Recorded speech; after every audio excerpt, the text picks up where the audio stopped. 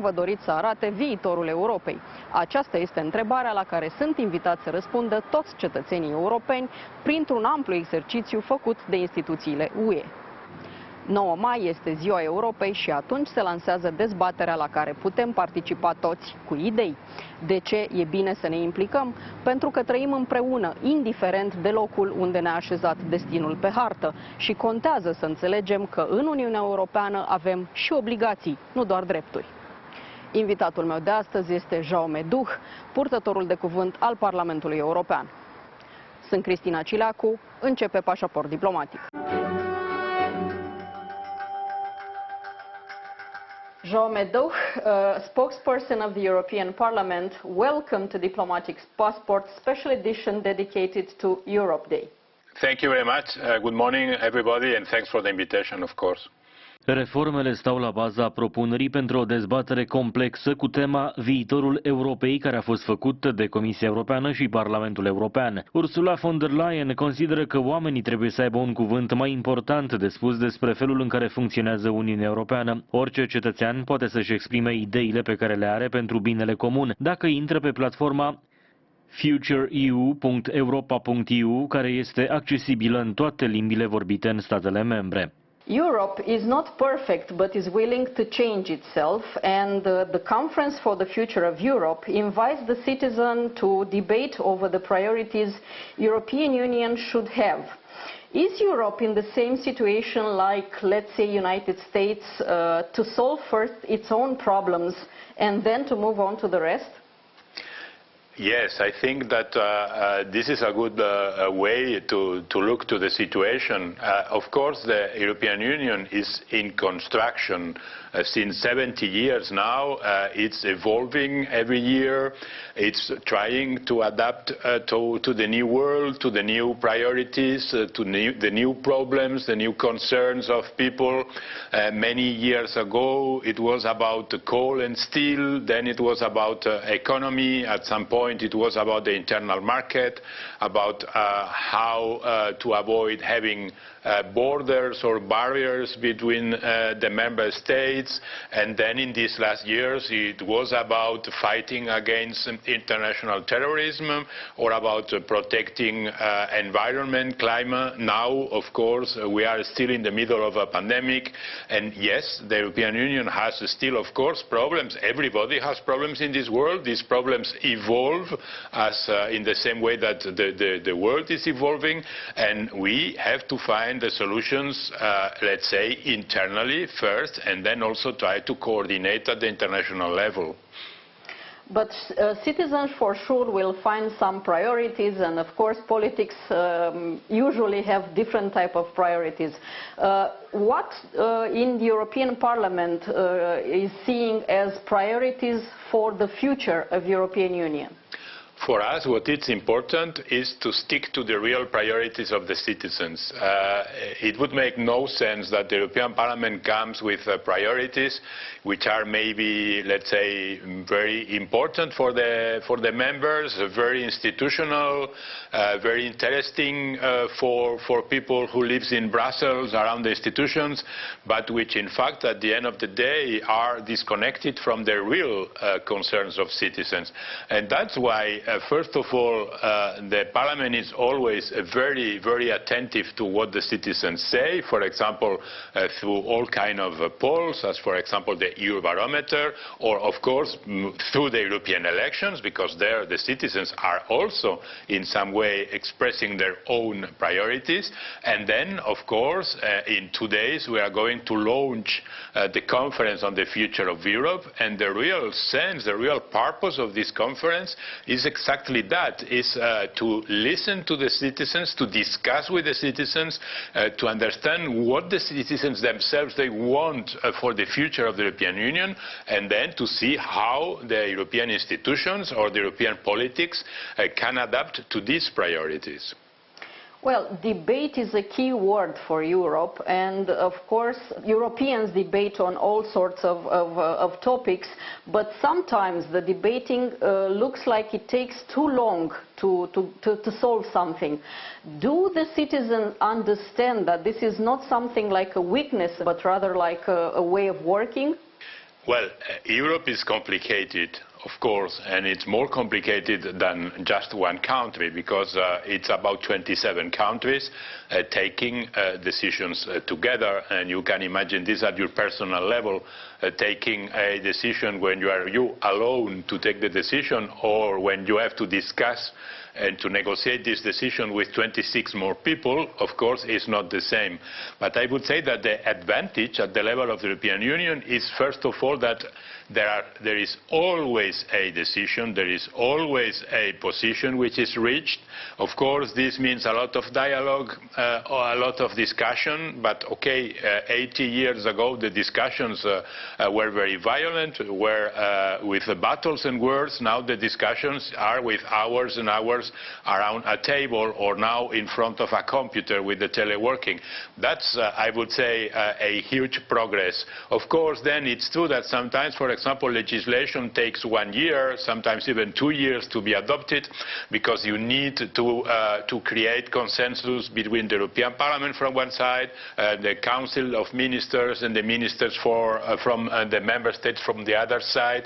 But okay, and then these are laws, these are decisions which will be there for many years and who have to be beneficial for more or less 450 million citizens. Sometimes even more, because there are many occasions, there are many situations where once the European Union takes a decision and European law enters into force, then you can see how many countries outside the European Union, the United States or other countries, decide to follow the same path and to, in some way, to introduce in their own legislation something which is similar to what the European Union decided. So sometimes, yeah, we are not very speedy, but I would say that in any case we are very efficient. Se spune despre europeni că vorbesc mult. Iată, acum au lansat în plus și această conferință despre viitorul Europei și că fac destul de puțin. Lucrurile sunt departe de asta așa. Într-adevăr, durează ceva timp până când se ajunge la un consens la nivel european, dar în mod categoric acela va fi cel mai bun dintre toate soluțiile posibile și aplicabilitatea lui este valabilă pe termen îndelungat. Indeed, European Union is efficient, and it's also it shows a lot of solidarities, especially in pandemic times. But in the same time, this way of solving topics and problems very slow affects its own image. Do you think that citizens, after this very hard pandemic, will understand that it takes even more time to solve the problems when it comes to their personal lives, when it comes to economics, and of course they are looking towards European Union for help in this matter as well? Well, what I would say is that the way the European Union has reacted to the pandemic or to the consequences of the pandemic is everything but slow.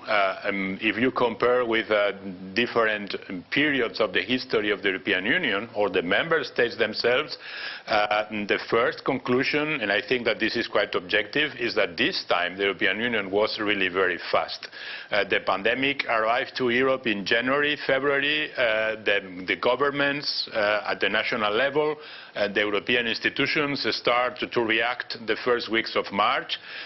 3 months later, in July, the Parliament and the Council arrived to a first agreement about a plan to reactivate, to relaunch the European economy and to cope with the social and the economic consequences of the pandemic, which is the biggest economic plan in the history of the European Union. We are talking about 1.8 billion euros. This is at least twice the famous Marshall Plan from the Americans in Europe after the Second World War. So in 3 months, the European Union was able to reach an agreement about something that was never done before. And I would say also the same with vaccination. 1 year ago, nobody was really imagining that right now people would be queuing to get the vaccine. We were told that we should wait for 2 years, maybe 5 years even, to get this vaccine. No, the vaccine came at the end of the last year, and now I would say we are more or less in the right situation of being able to vaccinate more than 2 million Europeans every day. De ce nu reușește Uniunea Europeană să aibă o poziție comună în relațiile cu state care nu joacă întotdeauna după reguli în afacerile externe? De ce este atât de greu să facă la fel toată lumea din Uniunea Europeană și în cazul politicii externe, cum face în cazul economiei? Pentru că sunt lucruri diferite și interesele politicilor naționale diferă de la țară când vine vorba despre relațiile cu terți. So European Union can be also working in a let's say a higher speed, not only on the slow speeds. But when it comes to the foreign affairs, there is solidarity and efficiency in reaching some levels of agreement on general issues, except when it comes to Russia and China. Do you think this way of working among the European states will find a solution to have this type of solidarity and efficiency in dealing with those two superpowers? Well, you are mentioning now foreign affairs, foreign policies. As you know, the foreign policy is not yet a fully fledged competence of the European Union. The European Union has some power for external policies, has the possibility to coordinate the external policies of the member states, and can also take decisions on foreign policy, but only by unanimity. You need really the 27 member states deciding exactly the same thing or agreeing with the same thing. Of course, this is more difficult than all those policies, economic or concrete policies, transport, environment, regional policies, where the competence is an European competence. In the case of the external policy, right now, this is not yet fully an European competence, which means that, of course, we are in some way also in the hands of the member states, and we need a lot of political willingness from the European states. Of course, there are topics concerning foreign affairs where it's very easy to find an agreement, to find this consensus. But there are others where the situation is much more difficult. Now you mentioned China or Russia. It's obvious that among the 27 member states there are countries with different positions about Russia or with different positions about China. So they have to discuss quite a lot, sometimes taking time, before there is a common position. But the advantage is that once there is this common position, of course this position will be stronger and will be more influent than just 27 different positions from 27 different countries. Probabil că nu există o legătură mai strânsă în momentul de față în lume pe aproape toate planurile posibile, precum cea dintre Uniunea Europeană și Statele Unite. Sunt însă și în această relație clară puncte de vedere diferite pe anumite subiecte, dar asta nu afectează cu nimic o conexiune bazată pe valori comune înainte de orice. United States, as our key partner and ally of European Union, has already a strategy of its own when it comes to dealing with those two states. Do you think European Union will follow their strategy or will develop its own strategy when it's about those two countries? I really think that the European Union is going to develop its own strategy. I don't see the European Union just following what another country decides, even when this country is the United States. Our cooperation with the United States is good, it's pretty good. Since the arrival of Joe Biden to the presidency is even better because it's a more, let's say, constructive dialogue than during the last 4 years. But we are not the United States, and the United States are not Europe. So the needs or the positions cannot be or are not going to be always the same. And in any case, we have to develop our own political autonomy also in front of third countries. It would be rather strange if for the Chinese or the Russians, the European Union looks like a kind of arm from the United States. No, this cannot be the solution. Again, because maybe the priorities or the points of view are not the same. Russia is our neighbor, so maybe we have to react to Russia in a different way as for those who are at 6,000 kilometers of Russia. And with China, yeah, you will see that sometimes we react in the same way as for the United States, but not always. Turcia are cele mai ciudate feluri în care arată că își dorește o relație bună cu Uniunea Europeană. Printre cele mai recente gesturi lipsite de eleganță din partea liderului de la Ankara a fost să o lase fără scaun chiar pe președinta Comisiei Europene, Ursula von der Leyen. And what about Turkey? Because we saw that Turkey recently had a very non-elegant way of dealing with the EU officials. And as a general view, Turkey is, let's say, sort of a tough cookie when it comes to dealing with the European Union. Turkey is a difficult neighbor, that's for sure, but at the same time is a neighbor.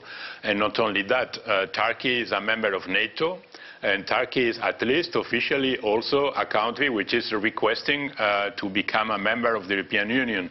So it's a very strange or even tricky situation with a country which is or which expresses its aim to belong to the European family, but which is far, far from respecting some of the values or some of the concepts which are behind the logic of becoming a member of the European Union. But at the same time, we need also to have a good relationship with Turkey, because it's a strong country, it's a country which is linked in many ways to the European Union, it's a country also which is important for helping us to define our migration policy. So we have to take into consideration many things. But I think that the messages from Europe to Turkey these last times are very clear. We don't see Turkey, let's say, progressing in this theoretical path for becoming a member of the European Union. These last years, it was exactly the contrary. There has been a recession in the way they respect what we consider universal values, and that's why in our relationship we are insisting not only in economic or in trade aspects, but also in the respect of human rights or minorities. Would you say that European Union is a strong voice in the foreign politics? I think that we are stronger than what sometimes we think ourselves. When you look to the external policy from inside, of course, you always identify the problems, the difficult situations, the questions that do not work properly. And this is, of course, also what at some point becomes visible through the media. But behind this, there are lots and lots of activities, international activities of the European Union, which are very, very efficient and which show to the rest of the world that we are not just quite powerful in terms of politics or in terms of economy, but also very powerful in terms of defending what we call the European social model, which is unique in the world and which is probably the best possible mix between progress in economy and respect to the rights and to the values of everybody. And I think that from this point of view, when you are outside Europe, you feel this respect that people have or feel in their own countries. There are many countries that would like, I don't say now to belong to the European Union, but in some way to get the level of quality of life of citizens in the European Union. We have to be proud of it. We have to defend this model of life, but at the same time, we have to be also very active in terms of solidarity with these third countries. It's not only about trade. It's not only about our own priorities. It's also about cooperating with them for a better world.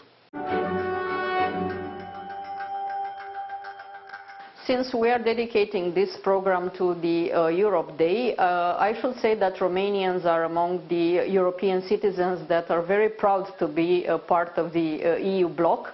In the same time, this feeling, let's say, of being a sort of second-hand country inside EU is also present.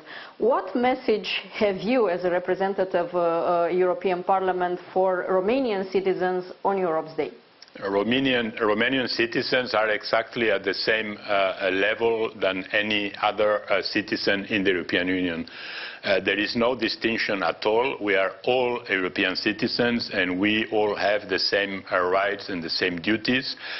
We all have the possibility to participate in the European elections. The Romanian members of the European Parliament are doing a fantastic work in the European Parliament at the same level and with the same conditions than members from the other 26 member states.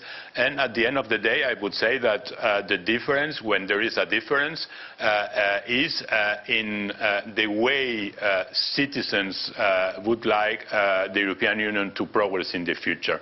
Of course, there are countries which are, I would say, more pro-European, others where people are less pro-European or more skeptic. Romania is among the countries where most of citizens are absolutely convinced that the only possible better future for them and for all of us is to still work together and to do things together. And I think that they are right. I think this is the right path.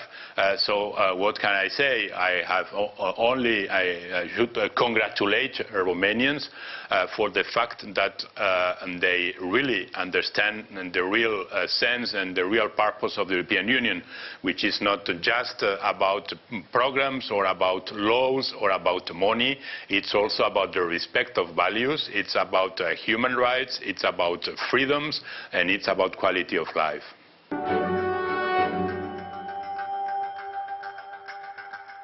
Atât pentru astăzi, dar rămânem în continuare online pe pagina de Facebook a emisiunii și pe contul nostru de Twitter. Revenim cu subiecte noi din lumea diplomației și a politicii externe vinerea viitoare de la 11:30 și în reluare sâmbătă de la 22:30. La revedere!